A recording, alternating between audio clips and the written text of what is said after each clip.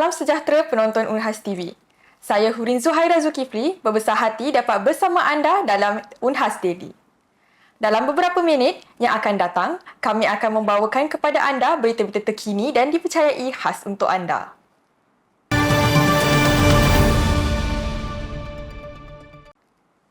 Penonton, Universiti Hasanuddin secara rasminya menerima sumbangan sebuah kapal yang telah disita oleh Jabatan Peguam Negara dan kini dinamakan Unhas Explorer 2. Kapal tersebut akan digunakan sebagai kemudahan penyelidikan laut bagi para mahasiswa.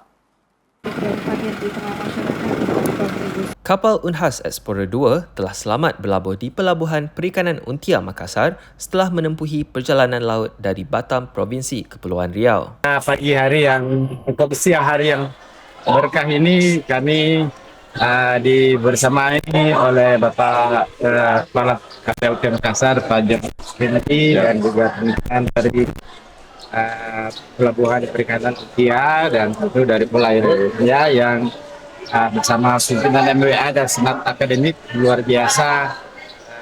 Dan Bapak ini membuat kami di Unhas diri bahwa kedatangan kapal Unhas Explorer 2 insyaallah akan bukan hanya kita sambut ini kedatangannya dari Batam, tapi juga akan berperah dan mengeksplorasi kekayaan laut kita Makassar dan sekitarnya untuk kemakmuran bangsa dan negara. Nah, kapal ini adalah kapal bantuan hibah dari Kejaksaan Agung. Bapak Jaksa sendiri yang memberikan nota, pada ini ditenggelamkan, kasih aja ke Unhas.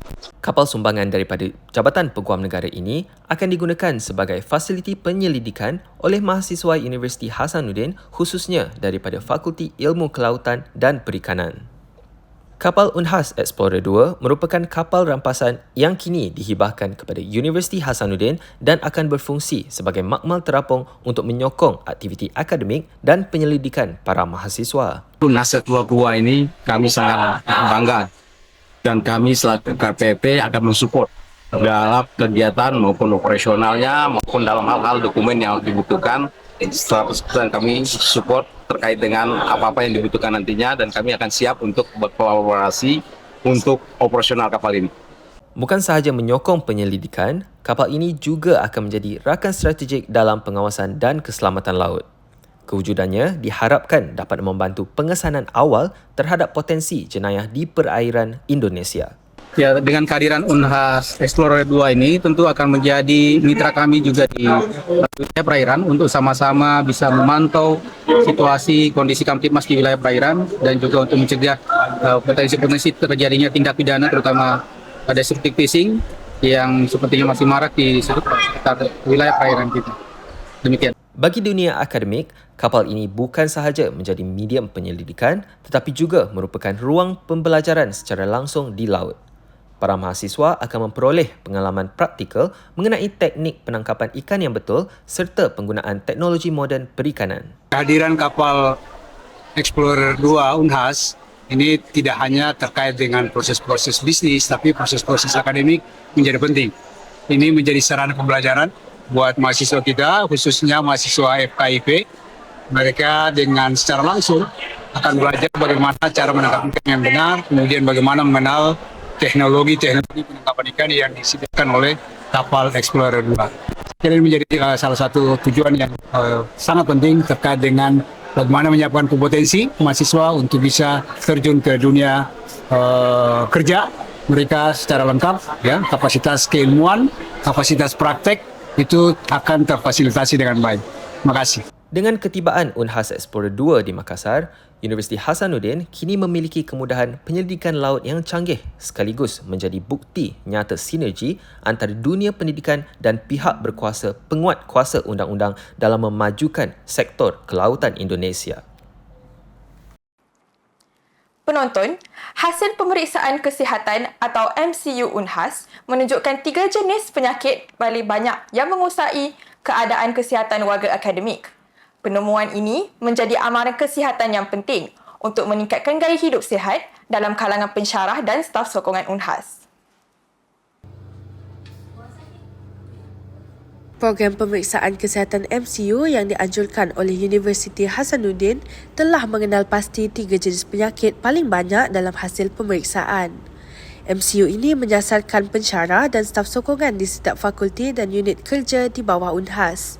Dr. Wirdah Ulfahaini Mapaloteng, Doktor Umum Hospital Unhas yang bertugas semasa MCU di Fakulti Undang-Undang pada 16 hingga 17 Julai 2025 yang lalu, mengesahkan corak penyakit yang konsisten. Dr. Wirdah mendedahkan 3 keadaan teratas yang paling sering dikesan iaitu obesiti, hiperkolesterolemia serta hipertensi. Kalau 3 teratas yang paling banyak obesitas ya. Jadi banyak ternyata pegawai Unhas itu obesitas atau berat badannya berlebih. Kemudian yang kedua hiperkolesterolemia atau kolesterolnya melebihi dalam batas normal di dalam darah. Kemudian yang ketiga hipertensi atau tekanan darah tinggi. Melihat kepada kadar obesiti yang tinggi, Dr. Wirdah menegaskan kepentingan perubahan gaya hidup untuk mencegah dan menguruskan keadaan kesihatan tersebut. Ya, karena banyak tadi obesitas ya paling banyak ya. Jadi untuk pegawai Unhas mungkin memperbanyak aktivitas fisik, olahraga, kemudian mengurangi makan makanan yang berlemak, kemudian tinggi yang asin-asin atau yang diet rendah garam. Ya itu sih, dan kalau misalnya sudah punya penyakit, minum obat secara rutin. Program MCU Unhas ini bertujuan untuk mengesan awal potensi penyakit dan menilai tahap kesihatan warga akademik secara berkala. Ia juga membolehkan perbandingan hasil pemeriksaan dari tahun ke tahun sekaligus memberi gambaran trend kesihatan di persekitaran Unhas. Penonton, beberapa kes menunjukkan bahawa gigi yang tidak rata pada kanak-kanak boleh kembali berlaku walaupun telah menjalani rawatan yang diperlukan. Mengapa perkara ini terjadi? Ikuti laporan berikut. Ramai ibu bapa yang mengadu walaupun anak mereka telah menjalani rawatan untuk masalah gigi yang tidak rata, keadaan itu kembali berlaku apabila anak mereka meningkat usia.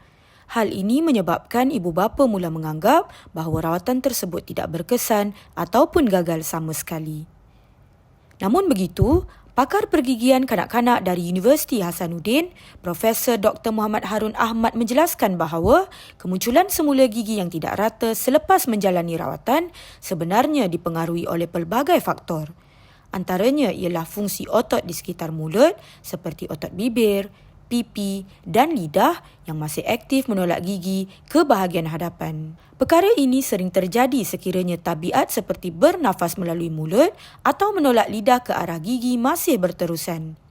Di samping itu, pertumbuhan rahang yang masih berlaku juga boleh menjadi penyebab kepada masalah ini. Apabila rawatan ortodontik dilaksanakan tanpa mengambil kira pola pertumbuhan rahang anak secara keseluruhan, risiko masalah untuk berulang akan menjadi lebih tinggi lagi. Karena selama ini kegagalan-kegagalan yang terjadi ketika dilakukan perawatan, karena masih banyak teman-teman yang langsung melakukan perawatan karena konsekuensi logisnya. Pasien datang, dia langsung lakukan terapi tanpa dia melakukan analisis yang kuat terkait dengan apa etiologinya. Jadi harus jelas betul bahwa yang mana sih etiologinya. Karena kalau kita melakukan intervensi perawatan, tidak tepat menentukan etiologinya, ya mungkin saja terjadi pergerakan. Misalnya tongos kemudian mundur, tapi setelah itu dia kembali lagi, relaps. Kenapa? Karena faktor etiologinya tidak teratasi. Katakanlah misalnya bibirnya tetap tidak berfungsi ketika melakukan fungsinya, pipinya tidak melakukan fungsi kontrol ketika ini. Oleh itu, pemantauan ke atas tabiat anak selepas rawatan adalah amat penting dalam menangani masalah gigi yang tidak rata. Rawatan pergigian perlu disertakan dengan terapi fungsi dan pengamalan tabiat yang lebih konsisten. Ibu bapa juga disarankan untuk membawa anak-anak untuk melakukan pemeriksaan berkala dengan doktor gigi, terutama sekali semasa tempoh pertumbuhan gigi dan rahang mereka. Menurut Profesor Muhammad Harun lagi, rawatan gigi yang tepat bukan sahaja memulihkan fungsi estetika pada gigi seseorang, malah turut dapat mencegah masalah mengunyah, bertutur serta membantu meningkatkan keyakinan diri dalam kalangan anak-anak. Penonton yang dihormati, berita sebentar tadi menandakan berakhirnya pertemuan kita pada hari ini. Jangan lupa untuk terus setia bersama Unhas Daily hanya di Unhas TV. Saya Hurin Zuhaira Zulkifli, mewakili kru yang bertugas, memohon diri dan sehingga kita berjumpa lagi.